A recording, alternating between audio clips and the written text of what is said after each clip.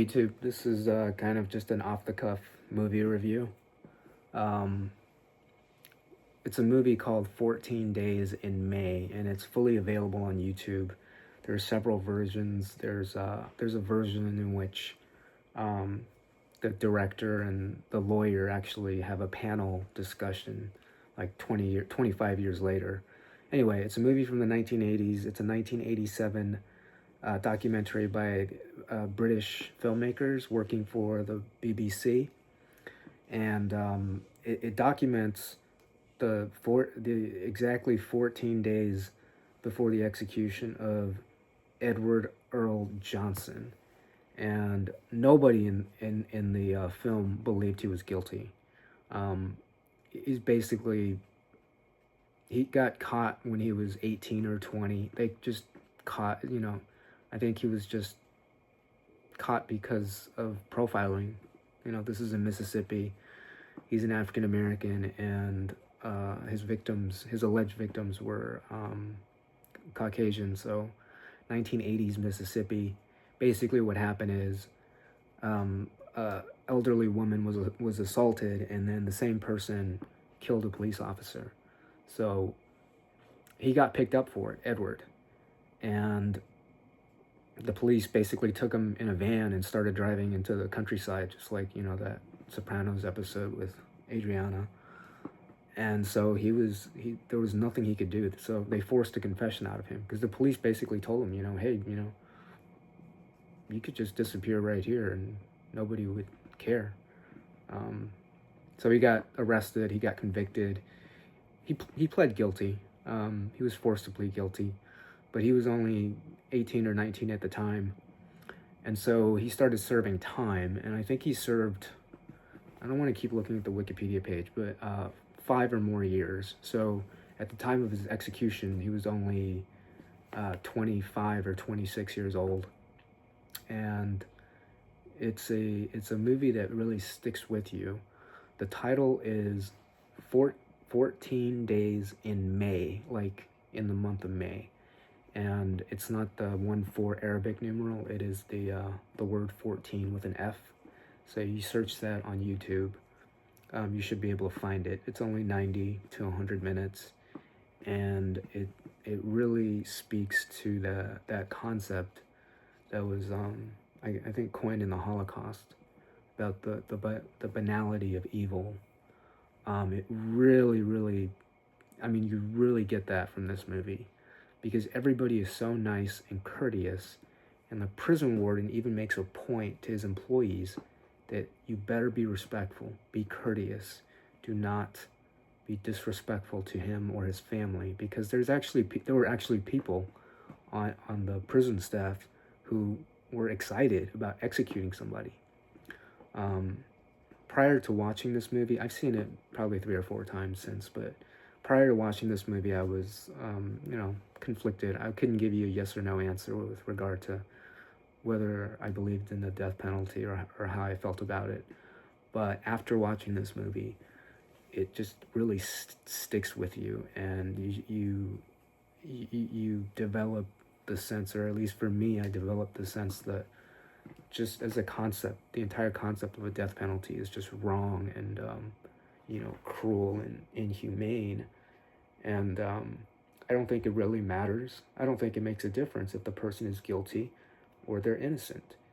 It is inhumane. It is cruel and unusual punishment to tell somebody, you're going to die in 14 days, and we're going to practice it. We're going to do trial runs.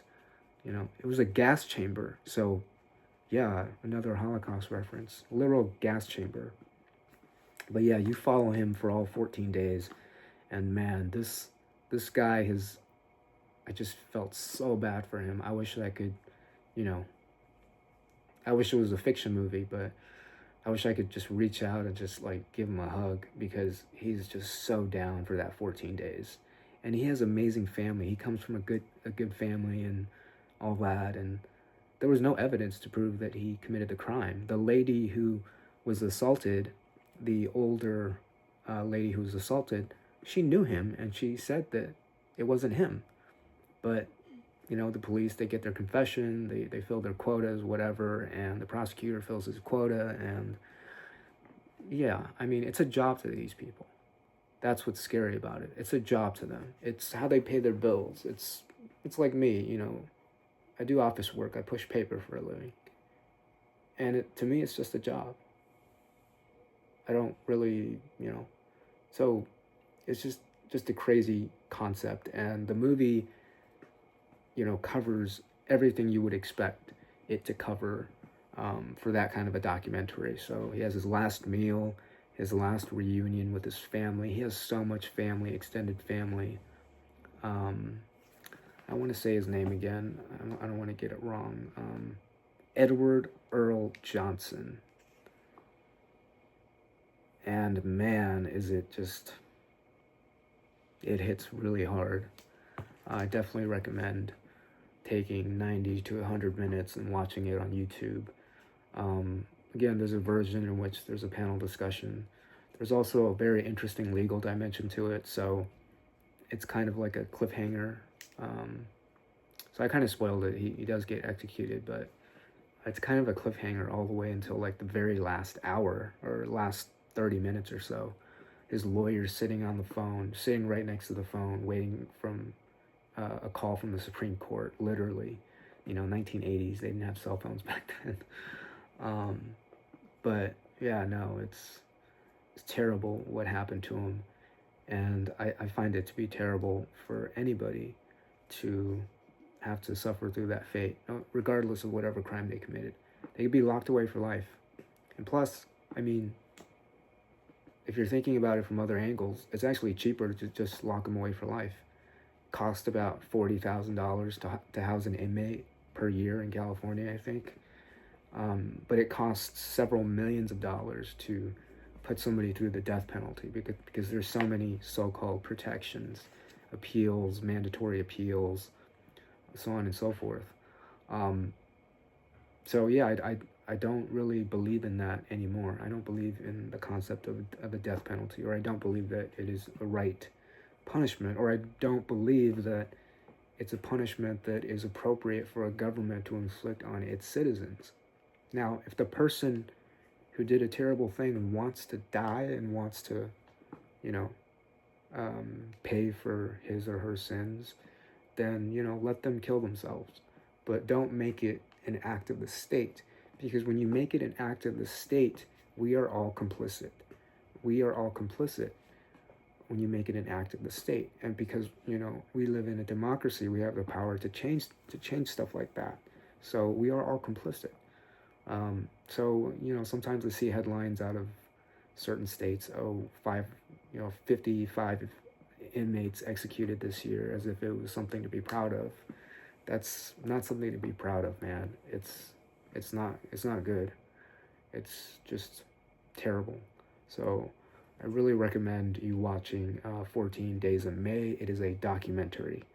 Okay, so strictly, strict definition for me, documentary. 48 hours, not a documentary. Most of the stuff you see on Netflix, not documentaries. They're just people talking into a camera. Documentary actually documents something, like American Movie or Hoop Dreams. They actually document, somebody's life or something they're going through. Hoop Dreams documented youth from age 13, or actually 12, grammar school, 12 all the way to 21, 22, so almost 10 years.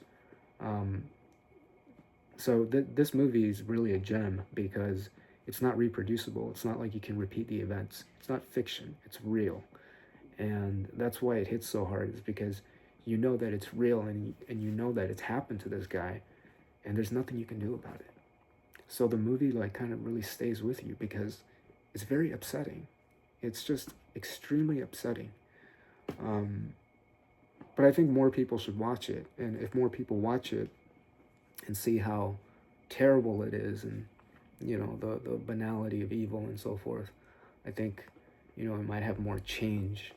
I happen to live in a state where we do have the death penalty, but the governor put what's called a moratorium on it, so it's not permanent. I think that's the right thing to do. I don't want anybody getting put to death in my state. I don't want to be complicit. I don't, it's just a terrible idea. Plus, it's expensive. It costs more money to put somebody to death than to, house them for 40, 50 years. So yeah, definitely give that movie a watch. Again, it's called 14 Days in May, 14 with an F, and it's available on YouTube. Definitely worth the watch. However, if you're in a bad state, if you're depressed and so forth, it could be triggering, because it is very, very upsetting. It hits you very, very hard, and it stays with you for days, and so definitely recommend it. I'm not going to link it in my info section because I don't know how to do that. I'm not really that knowledgeable about how YouTube works, but yeah, definitely watch it. It's available on YouTube, and it's just a fantastic 10 out of 10 movie. Covers every dimension: his family, his lawyer, the prison warden, the prison guards, his fellow inmates, everything. And it was done in 1987, so pretty impressive. So definitely give that one a watch. Thanks.